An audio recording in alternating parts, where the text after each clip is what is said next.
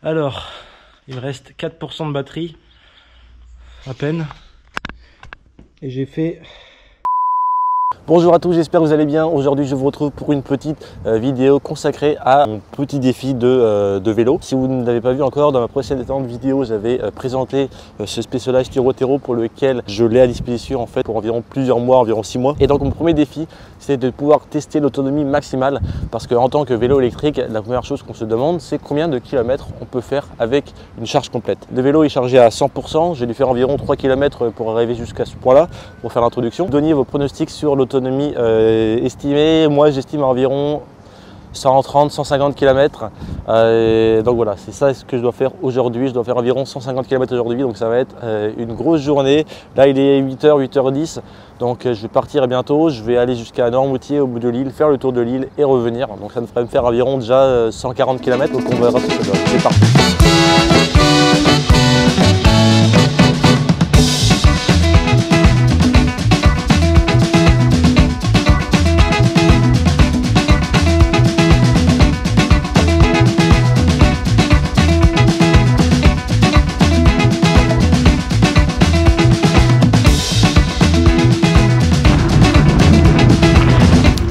Les amis, ça y est, départ. Il fait beau, la journée va être bonne. Donc aujourd'hui du coup le test de l'autonomie maximale à peu près avec pleine charge. Vous voyez, je suis pleine charge. Les appareils photo, les drones, etc. Les objectifs, tout est là. Et donc voilà, donc aujourd'hui du coup test d'autonomie maximale. Ça demande une petite préparation, pas grand chose, hein, mais bon, des petits trucs à vérifier pour pouvoir avoir le minimum de perte d'énergie, on va dire, inutile. Et donc déjà ça commence tout simplement par avoir une bonne vérifier l'état général du vélo, hein, donc ça paraît bête, mais bon c'est important. Donc voilà, vérifier que les freins soient bien calibrés, qu'ils ne frottent pas à la roue ou au disque. Et donc aussi un truc qui est très important aussi, que l'on dit souvent, c'est le gonflage des pneumatiques. Donc ça c'est important, c'est ce qui va faire en sorte que vous aurez une bien meilleure autonomie, ou du moins que vous n'allez pas altérer l'autonomie. Ok, alors petit aparté rapide pour vous apporter des informations complémentaires concernant l'optimisation en fait, de l'autonomie. Donc j'en ai parlé vite fait avant, je vous ai dit que c'était important d'avoir un vélo qui était en bon état, d'avoir des bons freins qui étaient bien fonctionnels, et aussi d'avoir un bon gonflage des pneus, une bonne pression des pneus. Donc moi j'avais mis environ 3,5 bar. Mais plus que simplement le fait d'avoir un vélo qui soit en bon état, il faut aussi adopter une méthode de pédalage qui soit souple et puis économique. Donc ce qui veut dire qu'il ne va pas forcément demander toujours de l'accélération, donc du coup maintenir un peu sa cadence. En parlant de cadence aussi, c'est important d'avoir une cadence qui soit moyennement élevée. Donc c'est-à-dire qu'il faut pédaler un minimum pour pas que, on va dire, le vélo force et essaye de démarrer en fait. Donc du coup, on oscille entre 75 et 95 à peu près tours par minute. Donc ça va nous permettre en fait de pas trop demander de l'assistance au moteur. Et aussi parallèlement à ça, c'est important de bien jouer avec les vitesses, de bien jongler avec les vitesses, hein, de pas forcément toujours avoir une vitesse élevé pour que en fait nous aussi on puisse aider le moteur à ce qu'il ne force pas trop. Donc du coup si on va baisser un peu de vitesse, eh bien, on va pouvoir pédaler un peu plus fort, et ce qui fait en sorte que du coup le moteur va la batterie va être moins sollicitée. Donc voilà, c'était des petits points qui étaient importants à savoir. Donc voilà, une conduite souple. Allez, on y retourne. J'ai vérifié tout ce matin, on devrait être pas mal. Maintenant j'ai plus qu'à tenir. Regardez. Donc là on est sur la corniche. Là je suis parti de Saint-Gilles en direction de Saint-Jean-de-Mont. Les paysages sont pas trop mal hein, quand même. Hein. Assez rocailleux, des petites falaises. Là je suis parti par là dans des petites criques on va dire.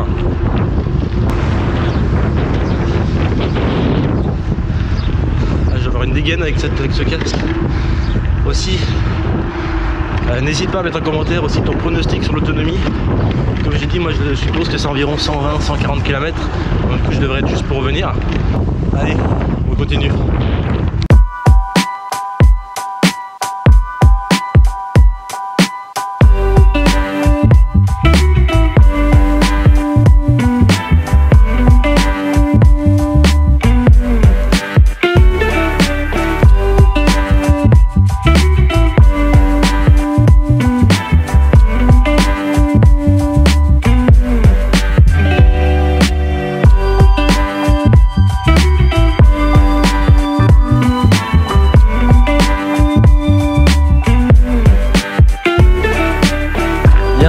avec ma dégaine. Je viens de passer Saint-Jean-de-Mont, donc actuellement j'ai fait 25 km. Il me reste 83%. Donc là on va continuer tranquillement et essayer d'être un peu plus économe, peut-être un peu plus économe en énergie. Après il commence à faire chaud. Là je suis dans la forêt, donc ça fait du bien un petit peu. Et ensuite on devrait pouvoir atteindre Notre-Dame-de-Mont et puis se rapprocher de Noirmoutier. Donc j'ai environ encore une trentaine de kilomètres pour arriver à Noirmoutier. Donc ça devrait le faire.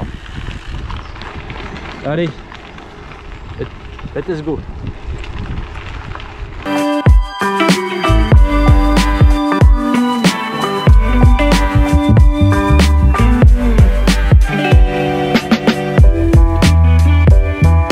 Aucun problème.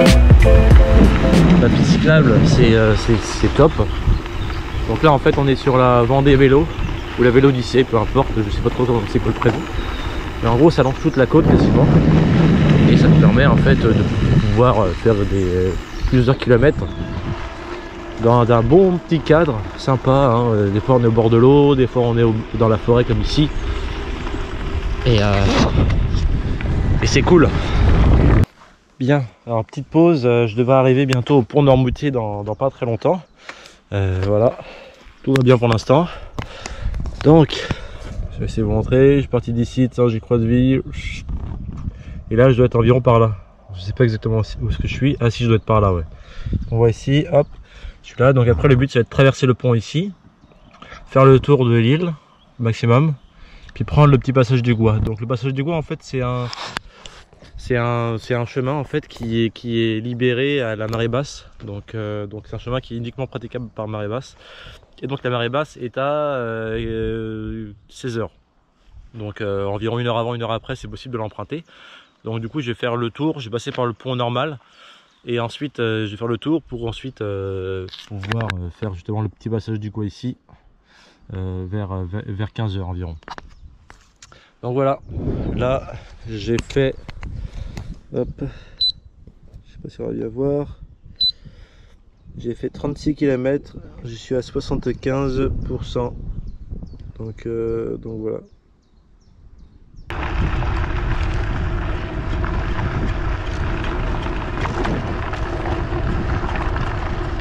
Bien, je me trouve sur le petit spot du P en Blais.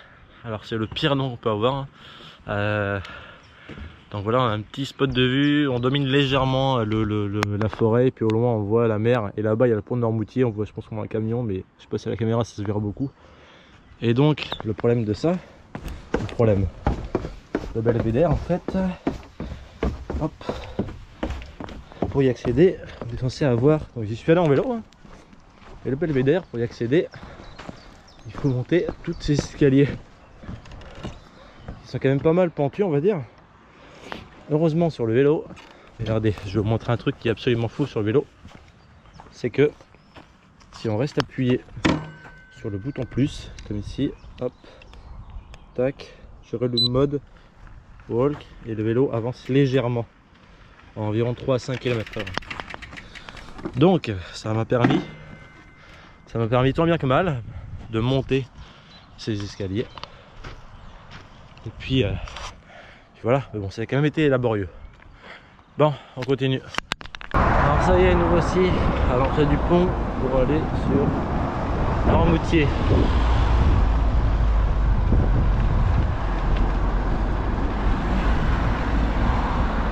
Alors il y a une piste cyclable, mais là il y a des travaux, donc elle est fermée. Ça fait chier. Voilà quoi. Je suis arrivé sur Noirmoutier, j'ai passé le en arrière. Évidemment la piste cyclable était fermée pour traverser le pont, donc c'était un peu plus chiant. Mais voilà, je vais profiter pour me manger une petite sucrerie et puis entamer le tour de l'île. Mais globalement, hop là, il est quand même pas mal hein, ici. Hein. Voilà quoi. Hein. C'est pas les Maldives, hein, mais bon, c'est pas Dunkerque non plus quoi. Allez.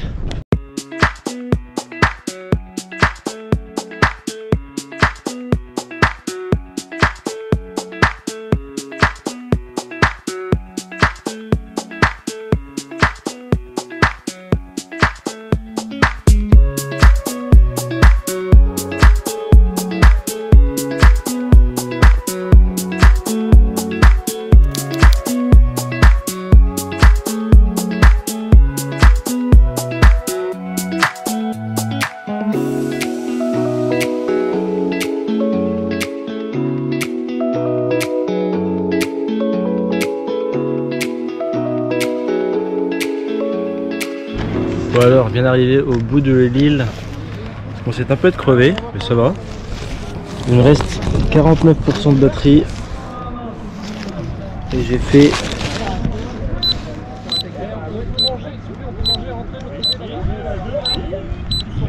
70 km. 68 km j'ai fait. Il me reste 49% de batterie. Donc normalement je devrais être juste pour les 140 km. Mais ça va être chaud. Là du coup il faudra que je sois intelligent, pas trop forcé sur le vélo, je sais pas. On va voir. Mais 70 km, 50%. C'est pas trop mal hein. Allez, à partir numéro 2, il y avait aussi un point que je voulais mentionner par rapport à l'assistance du vélo. Au début, j'étais en fonctionnement standard économique, on va dire. Donc, du coup, j'étais à 35% d'assistance et 35% de puissance. Seulement, je trouvais que j'avais un peu trop d'assistance et ce qui fait que l'autonomie, pour moi, pouvait être en fait améliorée. Donc, ce que j'ai fait, c'est que je suis allé sur l'application avec mon smartphone, l'application Mission Control. Alors, j'en ai parlé brièvement dans la première vidéo où j'ai présenté en fait le vélo. Donc, ce que j'ai fait, c'est que je suis allé dans l'application Mission Control. Je suis allé dans les paramètres éco et j'ai baissé en fait de 35% à 25%. Donc, en fait, j'avais 25% d'assistance et 25% de puissance maximum. Donc, voilà, ça a permis en fait d'avoir un compromis entre une assistance assez présente, mais aussi pouvoir avoir d'avoir une meilleure autonomie sans forcément trop en demander au vélo, parce que c'est sûr que si on se met en assistance maximale, l'autonomie va être beaucoup moindre. Donc moi j'ai voulu jouer en fait avec les paramètres pour avoir un équilibre parfait entre assistance et pédalage de mon côté. Donc voilà, c'était un point important à mentionner, je trouve, étant donné que vous voyez que si on est mal pris parfois, eh bien on peut jouer avec les réglages du vélo. Là j'ai mon petit sandwich, mon petit panini au saumon. Ah bah, ça va me faire du bien. Allez.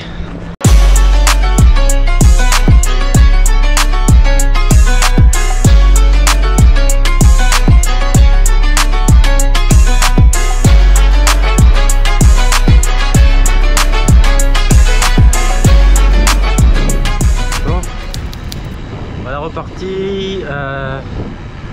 Après ces 70 premiers kilomètres. Donc là j'étais à la pointe de Noirmoutier. Là on va longer l'île mais côté continent on va dire, côté est. Et ensuite pour passer par le Gois, que ça va être Barrivas. Donc on va profiter de ça pour aller explorer cet endroit. Et je vous le montre en même temps. Donc voilà, je vais essayer de ne pas m'endormir au guidon. Que je me suis goinfré comme un sagouin, mais bon, ça devrait aller. C'est pas mal beau, je vais en profiter. Allez, à partir numéro 3, pop. Il y avait aussi un truc que je voulais dire par rapport à l'autonomie. Donc il n'y a pas que le vélo qui en fait entre en compte sur l'autonomie. Donc il y a aussi moi, donc mon poids. Moi je fais environ 72 kg, donc je suis pas très, donc en fait je suis pas très lourd. Donc ça n'altère pas forcément l'autonomie. Après, ce qui va altérer, c'est s'il y a des montées et puis du vent. Donc c'est sûr que ici sur la côte atlantique, le dénivelé, il n'y en a pas beaucoup. Sur environ 150 km, je vais faire à peu près 300 mètres de dénivelé, donc c'est vraiment pas beaucoup. Par contre, il y a une chose aussi à prendre en compte, c'est qu'en plus des côtes, il y a aussi le vent. Donc ça, le vent entre en compte, hein, évidemment, que quand on a du vent de face, ça va ça va impacter en fait sur l'autonomie. Donc moi, j'avais eu pas mal de vent aussi durant cette journée, donc beaucoup de vent de face à l'aller. Et du coup, je pensais en avoir un peu moins au retour, en fait, d'avoir un vent de dos. Et finalement, le vent a tourné un peu, ce qui fait que j'ai eu du vent de face, 3/4 face quasiment les 3/4 du temps de ma sortie en journée. Donc du coup, ça aussi, ça a joué sur l'autonomie. Sûrement que si j'avais eu du vent dans le dos, j'aurais pu faire peut-être 160 km. Donc voilà, c'est important de le dire. Il n'y a pas que il n'y a pas seulement les dénivelés, il y a aussi le vent, il y a aussi tous les paramètres, même la météo, suivant la température qu'il fait, etc. Donc moi, la journée était assez ensoleillée, il faisait environ 20-25 degrés, donc du coup j'ai pas vraiment eu d'impact avec la température. Allez, je vous laisse rouler un petit peu, on y va. J'arrive actuellement sur le passage du bois. C'est incroyable parce que ce passage est littéralement au ras du niveau de la mer. En fait, il n'y a vraiment pas de tampon entre. Il n'y a même pas de petite hauteur entre la route et le sable en fait. En fait, dès que l'eau atteint le sable, l'eau atteint la route. En gros, ça monte, faut pas rester ici quoi. Parce que sinon, si jamais vous êtes en panne et que vous êtes bloqué sur le passage du bois, il y a des espèces de petites cabanes en hauteur à tous les, je sais pas, tous les 500 mètres environ. Donc il y en a plusieurs tout le long. Et donc ça vous permet de vous isoler au cas où la marée monte et que votre voiture est prise. Mettons que j'ai plus envie de faire du vélo, la marée monte, je me dis oh non vas-y il faut que je reste. Je suis monté là-haut.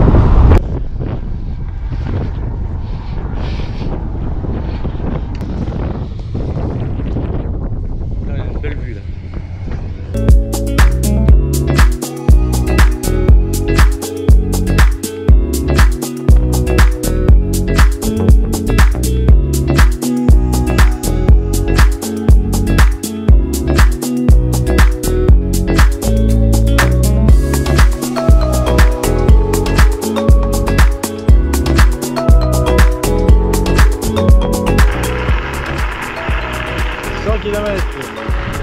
Wouhou, 100 km en 5 heures. Ça fait, vas-y, combien ça fait? 20 de moyenne, bravo.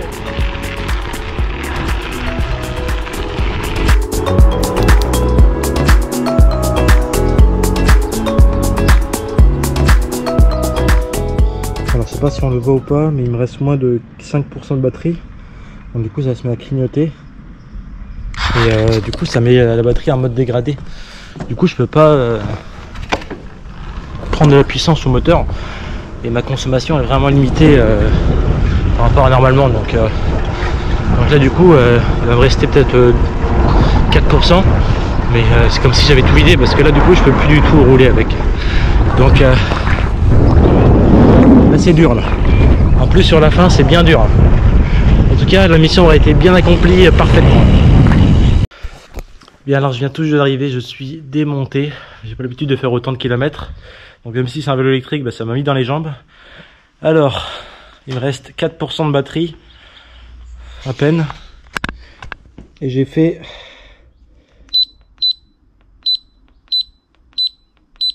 144,7 km en 7 heures de vélo.